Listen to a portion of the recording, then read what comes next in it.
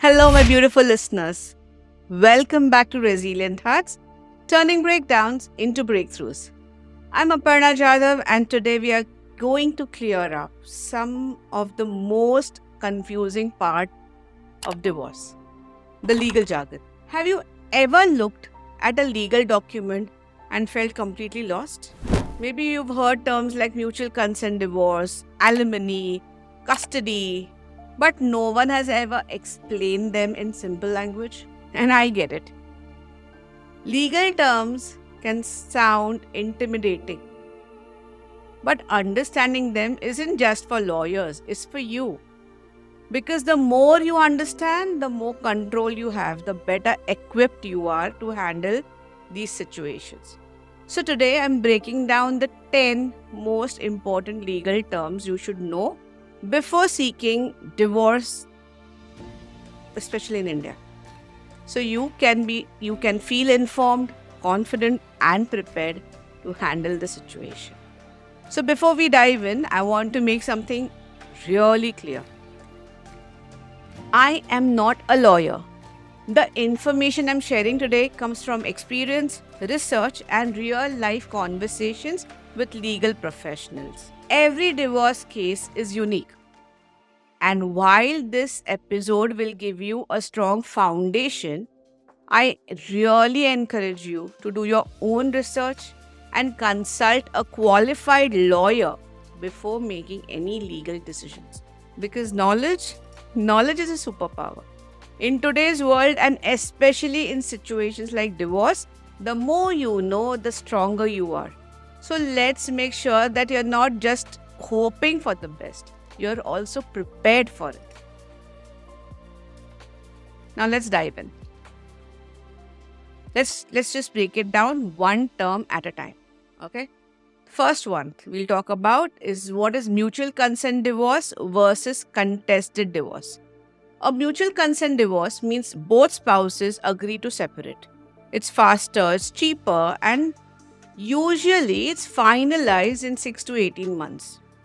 A contested divorce means one spouse doesn't agree, leading to court battles that can last for years, which means higher legal fees, a lot of time involved, and problems. Second term, alimony versus maintenance. Alimony is a one-time lump sum amount.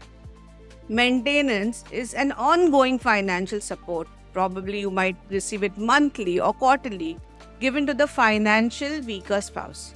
Not every woman gets alimony. It depends on financial dependency, children, and length of the marriage as well as the situation. What is the situation at that point of time? Third, child custody. There are 3 types of custody in India. One is sole custody, where one parent has full custody while the other gets visitation. Second, joint custody, where both parents share responsibilities. And the third, shared parenting. The child lives with both parents at different times. A few myths I would want to bust at this point of time. Courts don't always favor mothers. While that's a popular misconception, courts don't always favor mothers. Judges consider what's best for the child, right? A divorce petition. This is the first legal step. A document is filed in the court to formally request a divorce. Once this is filed, the legal process begins. Fifth, separation agreement. A legally binding document that outlines who gets what, like property, finances, and child custody before the divorce is finalized. Mediation versus litigation. Mediation is when a lawyer or a neutral third party helps you and your spouse to reach an agreement without going to the court. It's faster and cheaper. Litigation is a full court case where lawyers argue on your behalf. Of course, as I said, it's longer and more expensive. Property rights in marriage. Under Indian law, a wife does not automatically get her husband's property. However, Courts consider financial contributions, children's needs, and joint assets. 8th, Domestic Violence Act, 2005, I think it is. This law protects women from physical, emotional, sexual, as well as financial abuse. You do not need to be divorced to seek protection under this law. Okay, you of course do your own research. Section 498A, Cruelty against Women, a legal provision that protects wives from mental and physical cruelty, which is often used in cases of dowry harassment. 10th, Restitution of Conjugal Rights, or RCR. If your spouse files an RCR petition, they are legally asking you to return to the marriage. If you refuse, they may later use it to argue against giving you alimony. Why is this important? Well, many women unknowingly sign agreements without understanding what they mean. Never sign a legal agreement or document without consulting a lawyer. I remember when I started my divorce journey, I didn't understand half the legal terms that were being thrown at me. I had to meet several lawyers before I found someone who truly explained things in simple terms. And that's what I would always want for you, which is to feel confident in every decision you make. Because my lawyer explained everything to me in very simple terms, it was easier for me to make decisions. How to protect yourself legally before divorce? It's very important to know this.